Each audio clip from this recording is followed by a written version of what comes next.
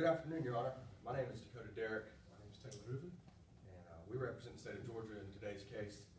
Your Honor, we have several housekeeping matters we'd like to address with you, and then we also have several motions in limine to discuss. Okay, go ahead. As far as the housekeeping matters are concerned, we want to confirm that we have permission to move freely about the well. Of course, asking to approach the witnesses and asking approach, Your Honor. Yes, ask each time. We move to have all witnesses constructively sworn in prior to taking the stand. Okay, they will be. We would like to invoke Rule 615 of the Federal Rules of Evidence that all witnesses will be constructively sequestered in between their testimonies. Any objection to that from the defense sequestering all witnesses in this case? No objection. All right, all witnesses with the exception of the defendant will be sequestered from this case. Next, Your Honor, we want to confirm that any arguments that arise over the admissibility of evidence take place outside the presence of the jury. Okay, you need to ask if it needs to be taken outside the presence of the jury. Yes, Your Honor. Otherwise, it'll be presumed the jury is still here in the courtroom. Your Honor, where would you like evidence to be placed once it's been admitted into evidence? Place it on this gray table right here. Okay.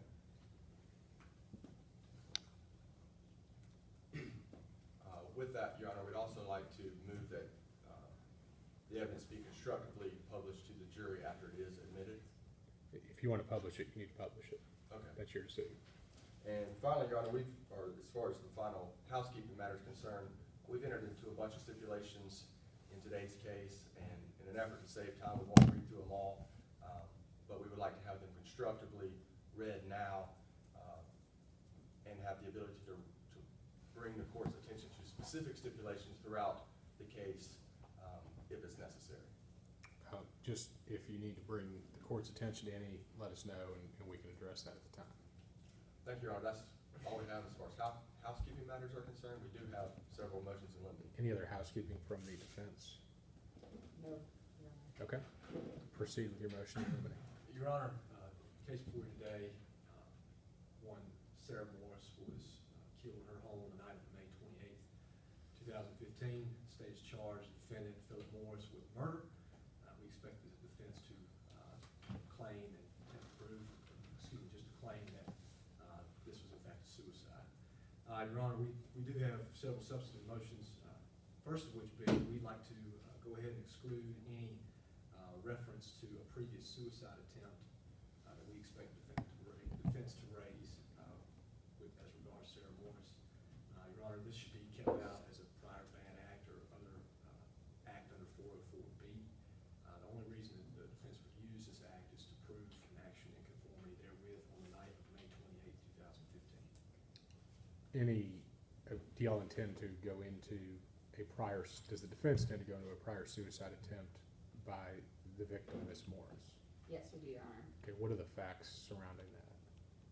We believe that there is evidence that, like the state has said, that she previously committed suicide, or attempted to commit suicide with pills a few months before this night that she committed suicide, and we intend to show that she is suicidal, and that's one of the ways that we're going to be using that defense is that she had attempted before, and the defendant indeed stopped her at that time. Okay, what is the legal basis for entering or offering that testimony, assuming you have a proper witness to offer that testimony?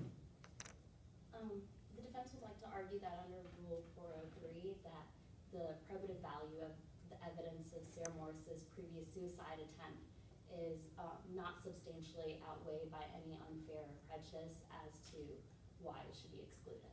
Okay, Rule 403, they say it's probative, it's not substantially prejudicial. And it's relevant to the case at today because we are arguing that it was a suicide. Sure, that's a factual question whether it was a murder or suicide. Yes, correct. What does the state have to say about that? Even if it is relevant, Your Honor, it's still an improper propensity argument. They're using this to prove, or this previous suicide attempt to prove that on May 28th, she in fact did take her life. What rule was that? It's 404B, Your Honor. Okay. Is suicide a prior bad act? It's an act, the rule states, Your Honor, it's prohibited use of evidence of a crime, wrong, or other act. This is just an other act, doesn't necessarily have to be a criminal act, or even a bad act. It's just an act in the past being used to prove action in conformity therewith. What's the name of that rule, though? Crimes, wrongs, well, it's, okay. The name of the rule is character evidence, crimes or other acts. Okay. 404B is crimes, wrongs, or other acts. Okay. What do you say to 404? For 404B, it also says that the evidence may be admissible, to show intent and preparation. I mean, she intended to kill herself before it was stopped, and she obviously prepared to do it. And you have a witness that will be able to testify to the fact that she did in fact try to commit suicide on a previous instance? Yes, Your Honor. Okay. May I respond to that? Yes. Defense has has just said that this instance occurred some months before May 28, 2015, so it's attenuated. Any intent this would show would be so limited by the amount of time that elapsed, that wouldn't even be relevant in today's case. Also, Your Honor, the method by which the defense alleges that Sarah Morris tried to commit suicide, pills, is far less grotesque than the method used here on May 28th, or the method they allege occurred on May 28th, which is gunshot wound, Your Honor. Sure.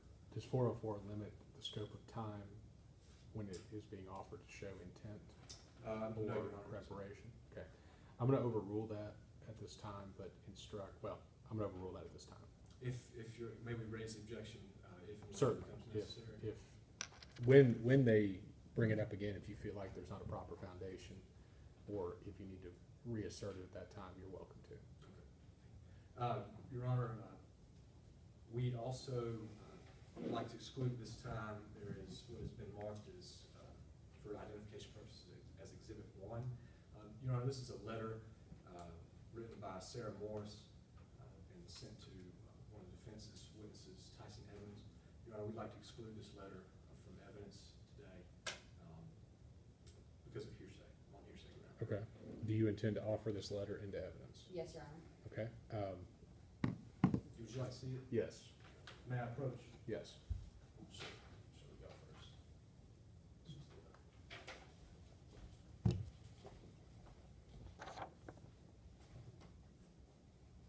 Stand here, wait for you. All right, so y'all intend to offer that letter into evidence? Yes, Your Honor, we think it shows, the deceased then existing, mental condition and emotional condition. She clearly harps on death and fear of dying, and says, that while she's in a, around,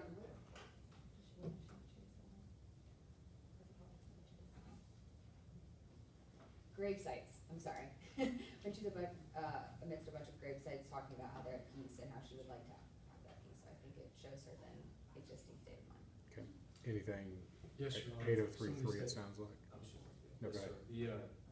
Some of these statements in here will be used patently to prove the truths of the matter they assert. Specifically, I need to end this agony, I cannot go on suffering. The only reason the defense would offer these statements into evidence would be to prove that, in fact, she needed to end this agony, she cannot go on suffering. Sure, but if it meets an exception to hearsay, does it matter whether it's offered for the truth or not? No, sir, it does not. Okay. Do you have any comment on whether or not it meets or doesn't meet 8033, the then existing mental or emotional condition of the declarant, which Your Honor, is? yes, Your Honor, these statements don't go show her emotional state or her state of physical being. There's no reference into, for example, I'm in so much pain, or I'm going crazy, or something to that effect. There's nothing emotional tying this letter to her then existing state of mind at all. Is there any disagreement between the parties that this was written by the victim? Does everyone agree that she wrote it? Yes, Your Honor. Yes, Your I'm Honor. going to stipulate that. I'm gonna overrule it again at this time but proper foundation obviously will need to be laid to establish an exception to hearsay. So when it comes up again, feel free to object if the foundation has not been laid. Very good, Your Honor, thank you.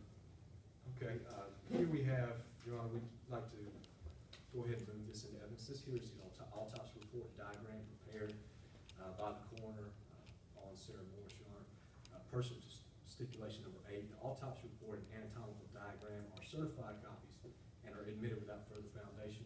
Your Honor, at this time, we'd like to go ahead and move these into evidence as states warrant. And have y'all stipulated that that is the case? Yes, Your Honor. Okay. Do you have any objection to entering them at this time? No. Okay. Then they It's Exhibit 8, Yes, will this be marked as States 1? State's Exhibit 1. All right, State's Exhibit 1 will be entered into the record and will be available for both parties to use, should they need to use it. All right. Your Honor, last thing, this judgment, we have here a judgment, it's been marked as, for identification purposes, as Exhibit 2. This judgment, Your Honor, is a $10 million judgment that Sarah Morris obtained as executor of her parents' estate. Your Honor, this is a certified copy. It's a public document, and Your Honor would like to go ahead and admit this as States 2. Any objection to admitting that at this time? Yes, Your Honor. Okay, go ahead. I would like to object on the grounds that the facts listed in this verdict form are unrelated, and therefore under relevance rule 401, it should be kept out from today's case. Okay, and I know there was, he stated it was a certified copy. Does everyone, is that stipulated too, that is Yes, Your a Honor. certified copy of a public record? Stipulation number 15, the jury Okay. verdict form and notice of document in the civil case brought by Sarah Morris on behalf of her deceased parents are certified copies. And you agree that y'all have stipulated to that part? Yes, we Okay. agree. that And the we question is stipulated what the relevancy of it is. Obviously, even though you stipulated it's a certified copy, it's still gotta, it. Yes. be it still relevant. has to meet the verdict. all right, what is your response to that? She's objected and said that the verdict form itself isn't relevant. I assume you have no problem with them addressing that there was a verdict, or is that also, are you objecting to that as Sorry, well? what? My question is, if the verdict form was not allowed, would you have any objection to them discussing the fact that a verdict was rendered? Or is that also part of your objection, that the verdict itself, the dollar amount of the verdict, et cetera, is not relevant? Yes, we're still arguing. We would like to object on the grounds that even if the facts are related and are mentioned in today's case, then we would argue that the probative value is substantially outweighed by risk of not only unfair prejudice, but the facts of that prior civil case would confuse the issues and mislead the jury members in today's case. Okay, go ahead. Your Honor, a pertinent issue in this case today is whether or not the defendant actually killed his wife. This dollar amount here in this jury verdict form shows plenty of motive, therefore it is relevant. Relevancy is a low bar to clear. If it makes any fact more probable, then it is relevant. Here, Your Honor, we have $10 million. It makes the fact, it shows motivation. Okay, I'm gonna overrule your objection to that. You can certainly argue against it in cross or in closing if you need to, but that State's Exhibit 2 Yes, Your Honor. will be entered into the record. All right, very good. I'm gonna place these at the front, with your permission, Your Honor. Yes, anything further from the state? No, Your Honor, state's ready to proceed. Okay, anything from the defense before we get started? We have no further motions. Okay, you may proceed with your opening statement.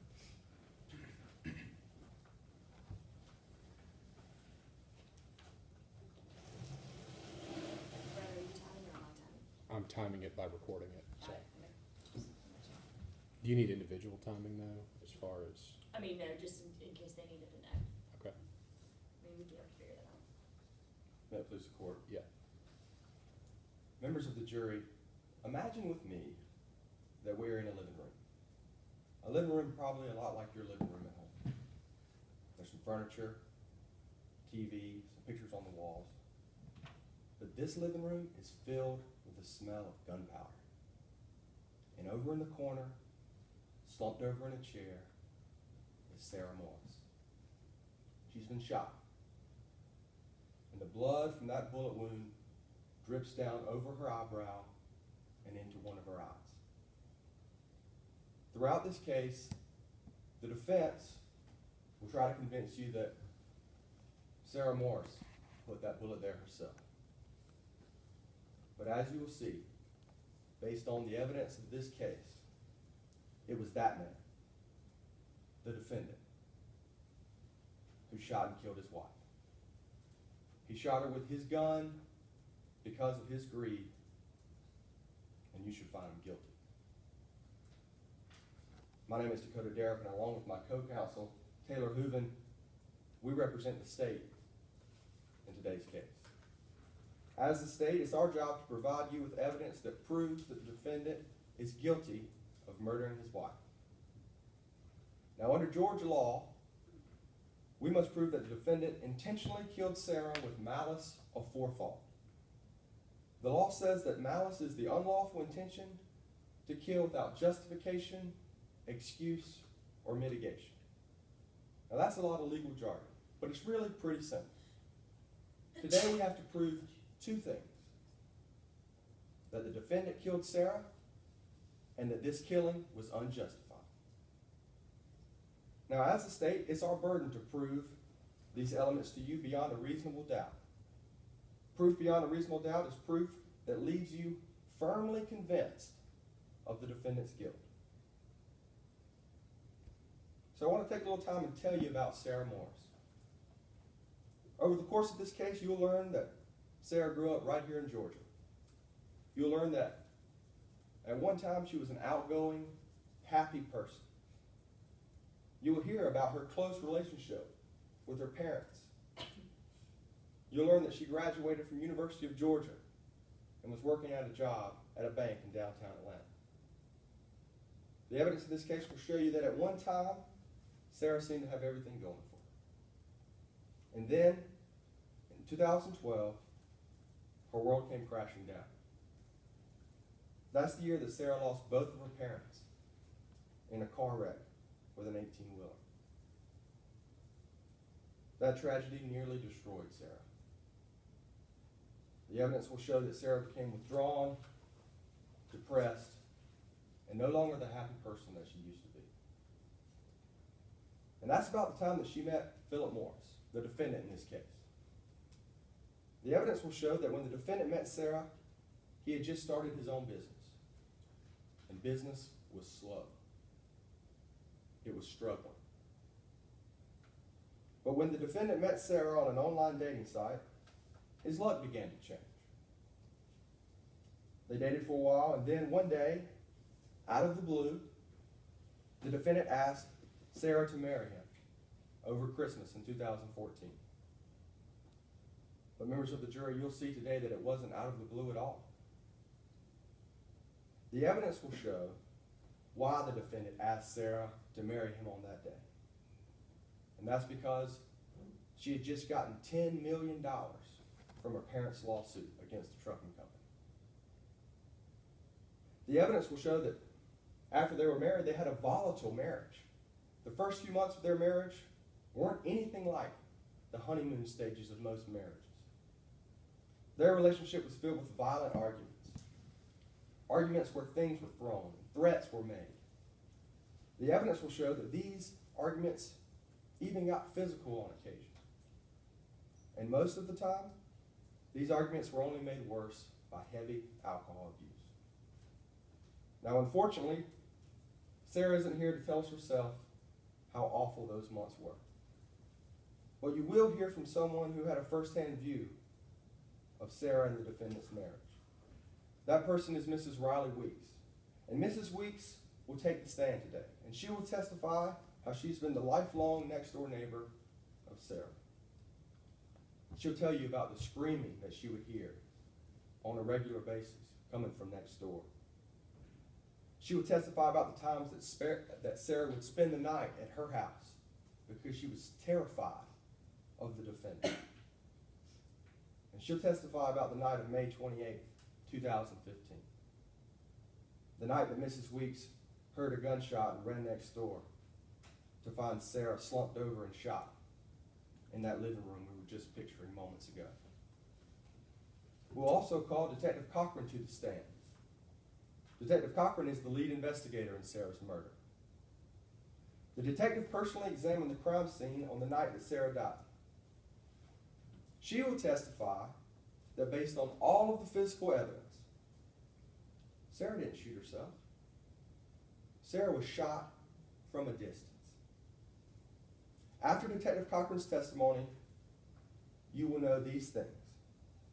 You'll know that the location of the gunshot wound in the forehead is not where suicide wounds normally occur. You will learn that there was no exit wound on the back of Sarah's head. You will learn that Sarah's skin was not burned around the wound as would be expected from a close gunshot wound.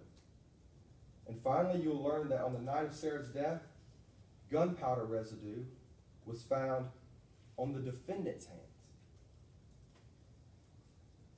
But despite all of this evidence, the defense will try to paint a picture of Sarah as a troubled woman who shot herself as a way out.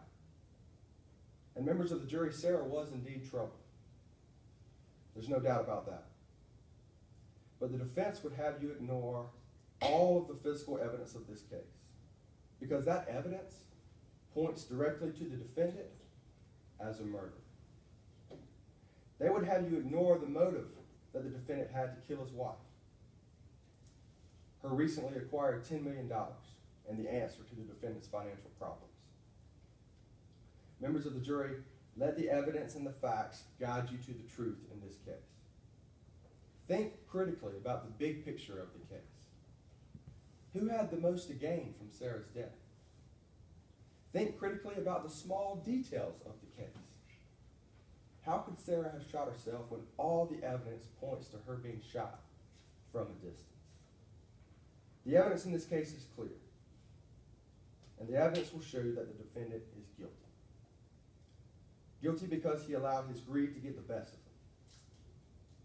He took matters into his own hands when he took his gun and he killed his wife. Members of the jury, that's why we're asking you to find the defendant guilty. Thank you. Defense? May it please the court? Yes.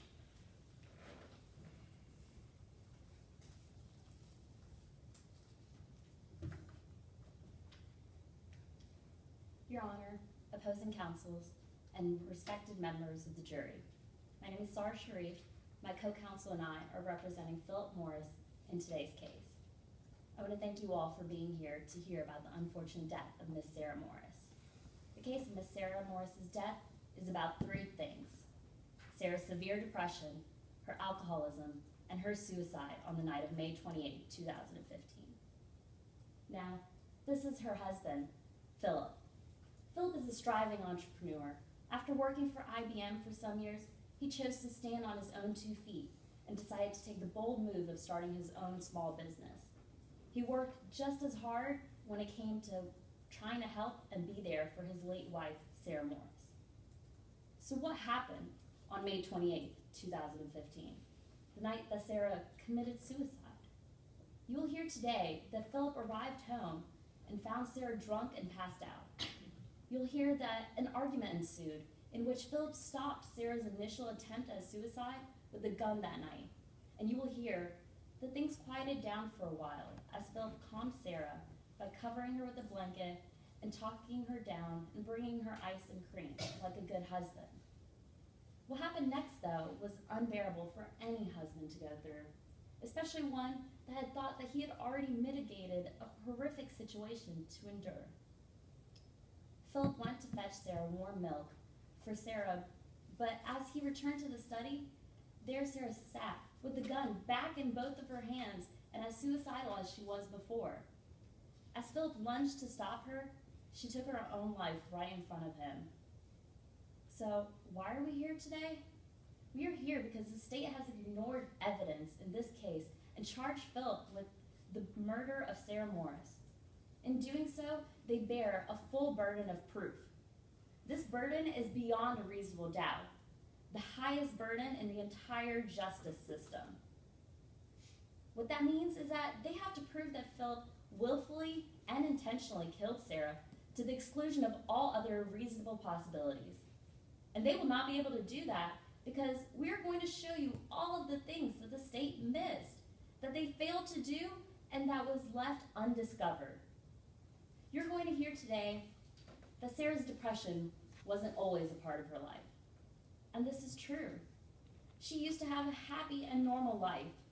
She was a young, ambitious girl with a college education, and she was extremely close to her parents growing up. But all of this is why the depression began after her parents tragically died in an accident. It shook Sarah's world. Things she used to find enjoyment in no longer kept Sarah's attention. After their death, she would start crying easily and was constantly on the verge of a breakdown. She couldn't get out of bed in the mornings, and it became hard for her to even leave her house. So Sarah started seeing a doctor shortly after her parents' death to help with her depression. But the doctor could only go as far as helping her by prescribing medication. And even that would only help to a certain extent because Sarah didn't always take her medication as prescribed. So needless to say, she was severely depressed and not much was helping with this depression. And around this time, Sarah began to drink more. She started drinking a bit too much and a bit too often. She was trying to find an escape from the pain she was going through. It was just unfortunate that she sought comfort in alcohol the way she did, especially since she was drinking while taking her depression medication. Sarah finally had something positive going on in her life when she started dating Philip Morris. There was an instant chemistry between the two. Sarah was lonely after losing her parents, understandably, and Philip was helping to fill a void in her life. After meeting Sarah, Philip and Sarah started to go out more, and Sarah was for the first time leaving her parents' house after their death. She finally had someone to be there for her. The difficult part of the relationship was that Sarah wasn't taking care of herself, though. So despite every single effort by Philip, he couldn't help her manage her depression completely. It began seeping into their relationship, and like any relationship, they had their problems, and the stress between them just became harder and harder to handle as Sarah's depression worsened. It didn't help that Sarah wouldn't always take her medications and would just let the depression consume her. The depression, the alcoholism, and Sarah's suicide. This is what happened in the case of Sarah Morris. The state side will try to bring up evidence today to pin Sarah Morris's death on Philip Morris. But this case has so many complexities that the state is overlooking by drawing the assumption that Philip is responsible. They are blatantly overlooking Sarah's continuous and severe depression and the fact that she had previously had suicidal tendencies. The state has a heavy burden to meet today to prove that Philip should be charged for the death of his wife. And the state will not be able to meet this heavy burden because they are overlooking what actually happened in the case of Sarah's death: her depression, her alcoholism, and her suicide. The state has to show by preponderance of evidence that Philip is guilty, but they can't show this. The evidence is just based on speculations. They have evidence that goes to showing the difficulties that existed, like any normal couple, between Sarah and Philip. The only way they're drawing this assumption of Philip being guilty is because they are glossing over the entire story of how Sarah was unfortunately struggling day after day to combat her severe depression. They don't have evidence to show that Sarah wasn't depressed. They don't even have evidence to show that she wasn't abusing alcohol, and they're ignoring all of these crucial factors, and they're leading to gaps in their case that they can't just wish away. That is why, at the end of today's trial, my co-counsel and I will come before you again and ask you to find Philip Morris not guilty. Thank you.